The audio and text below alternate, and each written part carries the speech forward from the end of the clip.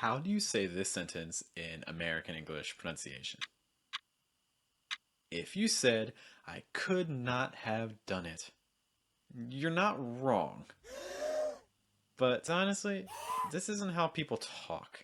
And it's one of those things that immediately separates people who learned English from people who are native speakers in American English. And in fact, I have some proof. Sense whatsoever because our lives could not have been more different. It seems like people could not have possibly built these things. Mobility research could not have come at a better moment. Wait. You're hearing all of those words clearly.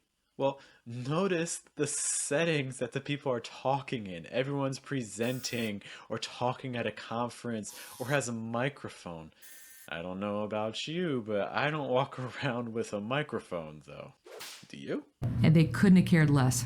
Oswald Cooper couldn't have predicted. You couldn't have convinced anybody. So, how can we make this sound more natural in American English? It starts with the sound, like in a word like good. What you want to do is you want to raise the back of your tongue, lower the front of your tongue, and keep your lips a little straighter. Again, like As always, in American English placement, you want to make sure you're projecting from low in your throat and it's very relaxed. Again, try to say these words. Could, would, should. Remember, if you're not sure about the meanings, that could is about possibility. I could eat or I could sleep. Would is about a hypothetical, usually something that isn't possible. I would eat, but I don't have any food. Should is about something that is advisable or a suggestion. I should sleep because I'm tired. Now we can make it just a little bit more complicated. Could have, would have, should have. But instead of saying have all the time, look what actually happens. You're more likely to see a reduced form. This, for instance, can look like a schwa with a V. So, for instance, could've, to show a past possibility. Would've, which shows a past hypothetical that didn't actually happen. Or should've, which talks about a recommendation or a suggestion that would have been good in the past. I wasn't busy. I could have helped you. I would have taken you if my car had worked. I should have slept. Instead, I stayed up all night.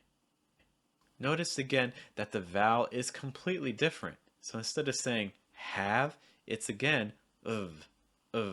Also, see that the stress in general is going to fall on the participle.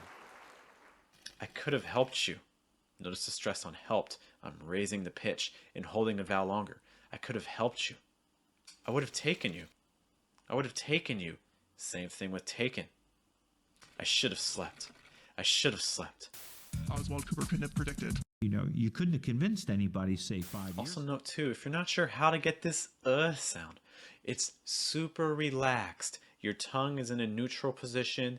Maybe the mid back of your tongue is a little bit high, but your lips and your mouth are relaxed and your throat is relaxed. If you have a neutral expression on your face and you just make a sound, it sounds like Again, could've, should've, would've.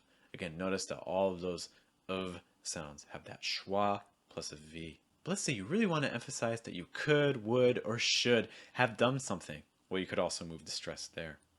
I could have helped you. I would have taken you. I should have slept. And they couldn't have cared less. But again, those are more emphatic.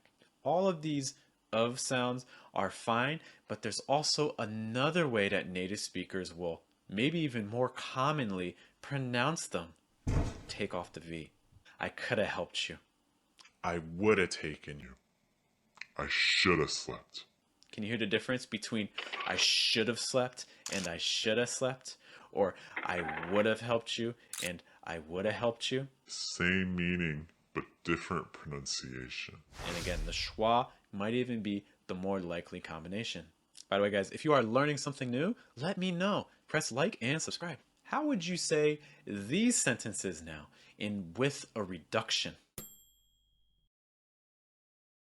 They would have called, or they would have called. I could have stayed longer, or I could have stayed longer. We should have tried, or we should have tried. Also in the comments, let me know which one of these sentences do you think is hardest to say. Now, I think you're ready for The highest level. negative. Ever seen this before? Couldn't've. Now, it's not really written like this, but it is pronounced like this. Couldn't've. Couldn't've. Sounds a little complicated. Let's talk about how to pronounce it.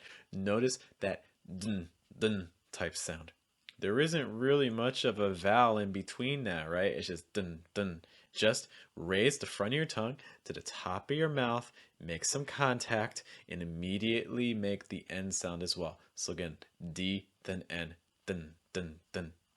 You can finish with a schwa sound. It's like couldn't, Shouldn't've. Wouldn't've. I couldn't have slept with that noise. Here again, couldn't have. This is an extremely common contraction in American English for negative modals. Here are some more examples of this. I wouldn't have cried at that movie, but you did. Or, I wouldn't have cried at that movie. We shouldn't have drunk all that water. I need a bathroom. Or, we shouldn't have. Now, again, you may notice that I'm pronouncing it firstly with just a schwa sound at the end, like couldn't or shouldn't. But if you pronounce it with a V, that's perfectly fine too. So again, you could say shouldn't have or shouldn't have. Couldn't've or couldn't've. Wouldn't've or wouldn't've. How would you pronounce these? I couldn't have been there. I was asleep. Or I couldn't have been there. I was asleep. She shouldn't have called. We didn't need help. Or she shouldn't have called. We didn't need help. We wouldn't have eaten, but the dogs did. Or we wouldn't have eaten, but the dogs did. If you use the full form like should not have or could not have or would not have, those aren't really that common in terms of what you're going to hear in American English. One last note too about these negative modals. Oftentimes you can treat these as like 3-word groups where there's going to be a little bit of stress on the modal and then a heavier stress on the participle. For instance, I shouldn't have called. Shouldn't have gets a little bit of stress, but called gets a little bit heavier stress. Or another example, we wouldn't have left. Wouldn't have gets a little bit of stress, would, and then a heavier stress on left. We wouldn't have left. As always, if you want to really emphasize the modal though, you could put the stress there. We wouldn't have left. We couldn't have gone. She shouldn't have talked. Hey guys, besides contractions, here's another place in this video where you need reductions to sound natural.